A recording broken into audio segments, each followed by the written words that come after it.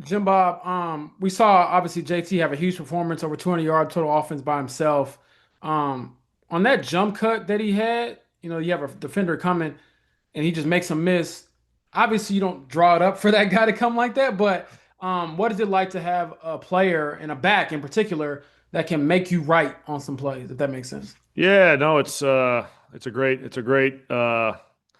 trait for a running back to have, right? Get in a little bit of space and have a one-on-one opportunity and make the most of it, right? Make that guy miss or there's a lot of different tricks or ways these running backs can attack that situation. But to be able to sort of make that first defender miss and go get a bunch more yards after that is a really key trait for playing running back at a high level and making a whole bunch of yards. And JT's really good doing that. I think when defenses sort of take a look at our offense, shoot, they're definitely going to be aware when 28's in the backfield and where he's aligning and what kind of runs he's running and what kind of pass routes he's catching and all that stuff. He's been a weapon around here for a long time and goes about his business the right way. Puts a bunch of work in to get better each year, and glad he was able to have a big day the other day and have all that payoff.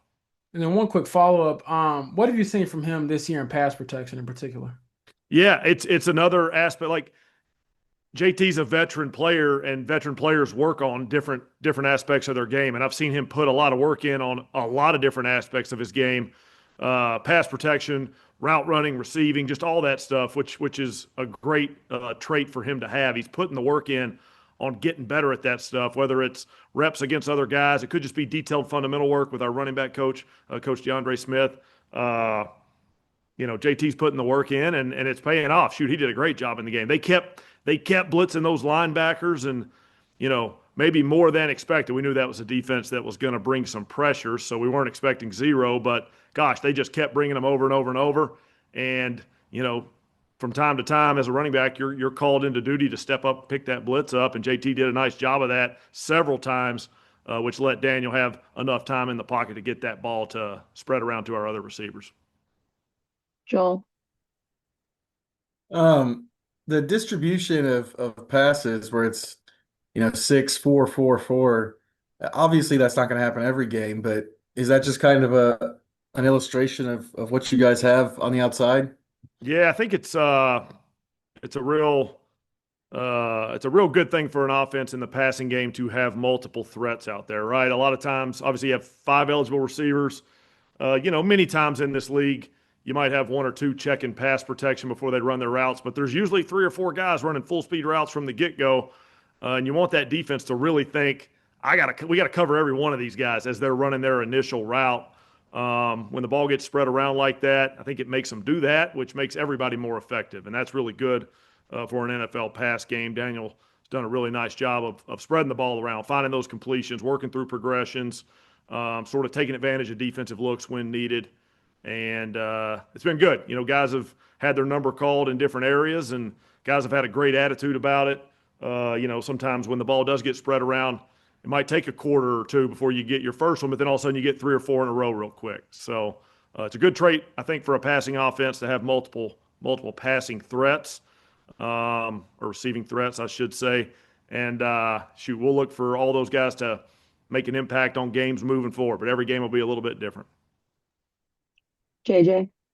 Jim Bob, is it different, like learning stuff about a quarterback when he's under pressure in a game that he can actually get hit in versus practice when he's got like a red jersey on?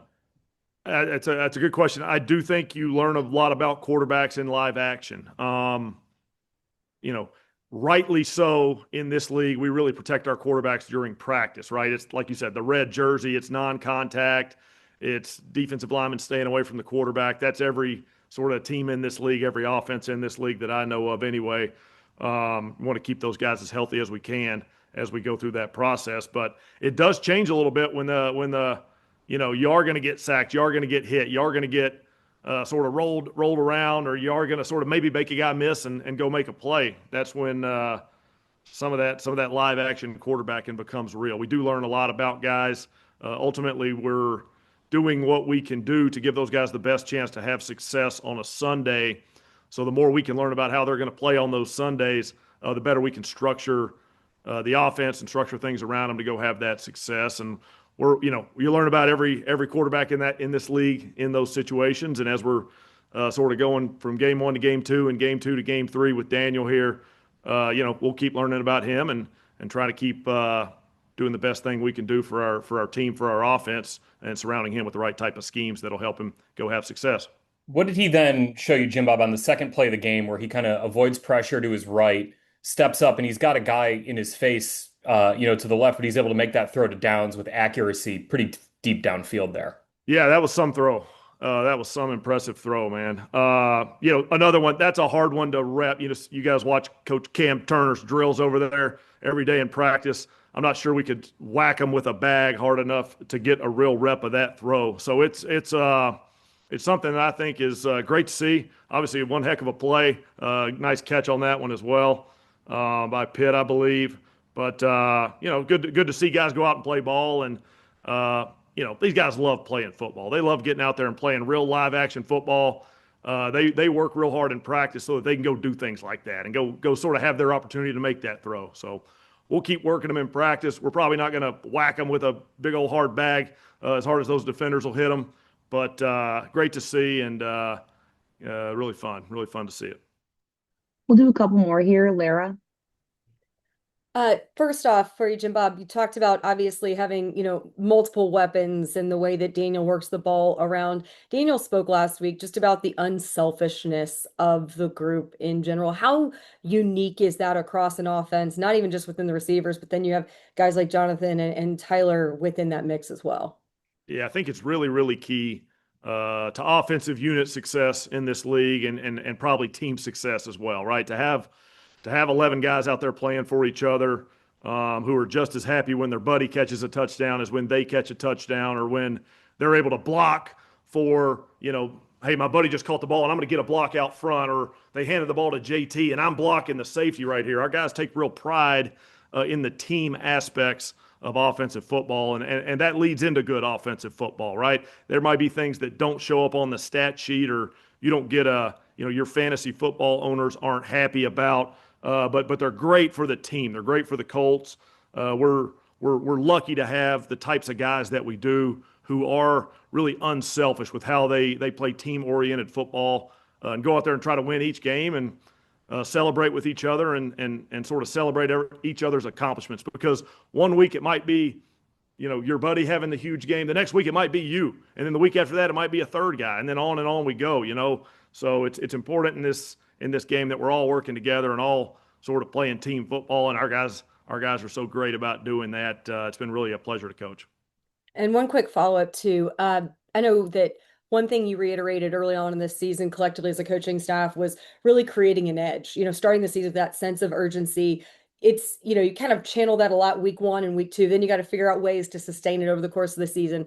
In terms of carrying a bit of an edge, is there anyone better than Michael Pittman Jr. with that? Yeah, that's a great thing to notice. Yeah, Pitt plays with toughness, edge. You talk about somebody that loves football. Michael Pittman Jr. He loves playing football. He'll block a safety. He'll make a catch over the middle. He'll help a teammate out of a scrum and maybe get a little involved himself, but not too involved. He loves kind of mixing it up out there with the guys. That's why he's had the career that he's had, is because of the work that he's put in and his love of football. He brings toughness. He brings edge every snap he's in there. No doubt about it. Appreciate it. And last question, Chap. Yeah, Jim Bob, with all you've seen from Tyler Warren since he got here, and I guess even in college, what convinced you that he could hold up in protection against Benito? I mean, there were times you had him on Benito. Well, he's working everything. He's a young tight end, and as a tight end, we sort of evaluate. I think I said this way back when we drafted him, but we evaluate tight ends sort of as blockers, and that could be a run blocker, which a lot of guys do in college quite a bit. That could be pass protection. Sometimes you can't find a lot of reps of that, and then receiving. And then with Tyler, obviously, he threw it a few times and he ran it a few times. So we evaluated all that as well.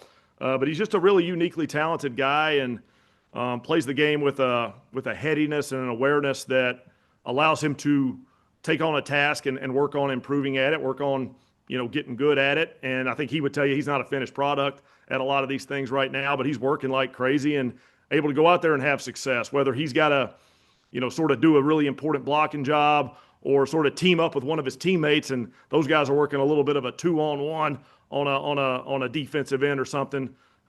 He's able to go do all that stuff, work and improve his craft. He's just going to get better and better at this as he goes. And as you're able to, pass protect or run block, all the stuff that those tight ends do, it tends to open you up a little bit in the pass game as well, because the defense doesn't always key in on you as an immediate pass route, sort of releasing quick on a pass route guy. They think, well, he's probably blocking again. Then all of a sudden you're out there making that catch. So the more you can do at the tight end position, the more versatile, the more successful you can be overall, and we can be as an offense. So he's doing a really nice job.